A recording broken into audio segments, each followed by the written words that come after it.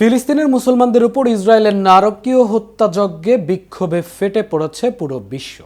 গাজার বর্তমান ভয়াবহ এই পরিস্থিতিতে অনেকেই স্মরণ করেছেন 1967 সালের তৃতীয় আরব ইসরায়েল যুদ্ধের ইতিহাস।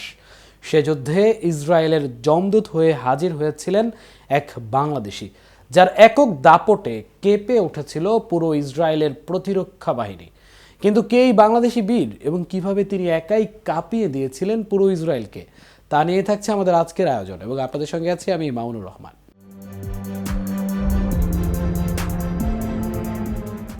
বাংলাদেশ বিমান বাহিনীর পাইলট সাইফুল আজম সুজা পৃথিবীর ইতিহাসের একমাত্র যোদ্ধা, যিনি একক ব্যক্তি হিসেবে সর্বোচ্চ সংখ্যক ইসরায়েলি যুদ্ধ বিমান ভূপাতিত করার অনন্য রেকর্ড গড়েছেন।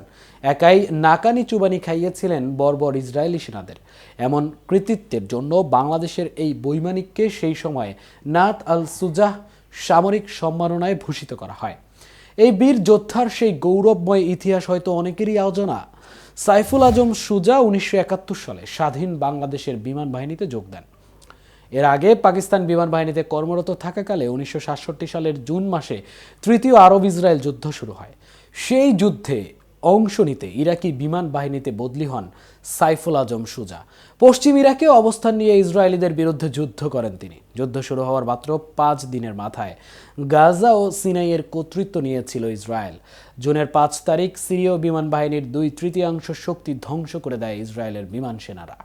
তেমন কোনো প্রতিরোধ ছাড়াই ইসরায়েল পশ্চিম তীর ও জেরুজালেম দখল করে নেয় সিরিয়ার গোলান মালভূমিও। তাদের সামনে বিন্দুমাত্র প্রতিরোধ তৈরি করতে পারেনি মধ্যপ্রাচ্যের কোনো দেশ। এমন পরিস্থিতিতে ইসরায়েলিদের যমদূত হয়ে জর্ডানে যান সাইফুল আজম। 6 জুন আকাশ থেকে প্রচণ্ড আক্রমণে মিশরীয় বিমান বাহিনীর যুদ্ধ সরঞ্জাম গুড়িয়ে দেয় ইসরায়েলি বাহিনী। একই দিনে বেলা 12:48 4টি ইসরায়েলি সুপারসনিক ডাজল্ট সুপার মিস্টেরে জঙ্গি বিমান ধেয়ে আসে জর্ডানের মাফরাক বিমান ঘাঁটির দিকে। এবার তাদের লক্ষ্য জর্ডানের ছোট্ট বিমান বাহিনীকে নিশ্চিহ্ন করে দেওয়া।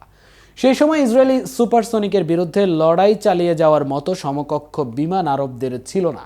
তবু ইসরায়েলিদের ঠেকাতে মাফরাক বিমান ঘাঁটি থেকে হকার হান্টার জঙ্গি বিমান নিয়ে বুক চিতিয়ে উড়াল দেন সাইফুল আজম।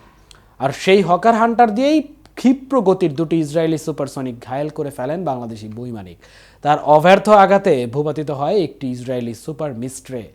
আরেক আঘাতে প্রায় অকেজো হয়ে ধোঁয়া ছাড়তে ছাড়তে কোনো মতে পালিয়ে ইসরায়েলি সীমানায় গিয়ে আছড়ে পড়ে আরেকটি বিমান। সেদিন অকুত ভয় বৈমানিক সাইফুল আজমের অকল্পনীয় বীরত্বের কারণে ইসরায়েলের পুরো পরিকল্পনাই ভেস্তে যায়। উল্টো নিজেদেরই 2টো বিমান হারায় তারা। এমন বীরত্বের জন্য পুরস্কার স্বরূপ সাইফুল আজমকে হুসাম-ই-ইস্তিকলাল সম্মাননায় ভূষিত করে জর্ডান সরকার। সাইফুল আজমের কাছে ইসরায়েলি বৈমানিকদের ধরাশায়ী হওয়ার পরদিনই তার কৃতিত্বে ইরাকি বৈমানিক দলের কাছে চরমভাবে পরাজিত হয় ইসরায়েল। 7 জুন ইরাকের H3 ও আল ওয়ালিদ ঘাঁটি রক্ষা করার দায়িত্ব পড়ে এক ইরাকি বৈমানিক দলের কাঁধে। সাইফুল আজম ছিলেন সেই দলের অধিনায়ক। সেদিন 4টি ভেটর বোম্বার ও 2টি মিরেজ 3C জঙ্গি বিমান নিয়ে আক্রমণ চালায় ইসরায়েল। একটি মিরেজ 3C বিমানে ছিলেন ইসরায়েলি ক্যাপ্টেন গিডিওন দ্রোরের গুলিতে নিহত হন আজমের উইংম্যান। তার হামলায় ভূপাতিত হয় 2টি ইরাকি বিমান। পরক্ষণেই এর জবাব দেন আজম। তার অব্যর্থ টার্গেটে পরিণত হয় দ্রোরের মিরেজ 3C। সেই আঘাতের পর বাঁচার উপায় না পেয়ে যুদ্ধবন্দী হিসেবে ধরা দেন ক্যাপ্টেন দ্রোর। পরে ওই যুদ্ধবন্দির বিনিময়ে জর্ডান ও ইরাকের সহস্রাধিক সৈন্যকে মুক্ত করে দেয় ইসরায়েল। এই ঘটনার মধ্য দিয়ে আরব ইসরায়েল যুদ্ধের প্রথম 72 ঘন্টায় সাইফুল আজম একটি অনন্য রেকর্ড গড়েন। ইতিহাসে তিনিই একমাত্র ব্যক্তি যিনি সর্বোচ্চ 4টি ইসরায়েলি বিমান ভূপাতিত করেছেন, যে জন্য তাকে নাত আল সুজাহ সামরিক সম্মাননায় ভূষিত করা হয়।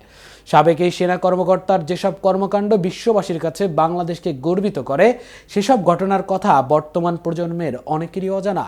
অনেকে হয়তো তার পরিচয়ও জানেন না। তিনি পাবনা 3 আসনের সাবেক সংসদ সদস্যও ছিলেন। বাংলাদেশ বিমান বাহিনীর সাবেক প্রধান এয়ার ভাইস মার্শাল ফখরুল আজম তারই ভাই। কিংবদন্তি এই বীর বাঙালি 2020 সালের জুনে করোনায় আক্রান্ত হয়ে মারা যান।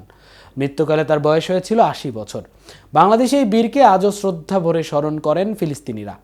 আজ এ পর্যন্তই। এতক্ষণ কেটিভির সাথে থাকার জন্য ধন্যবাদ।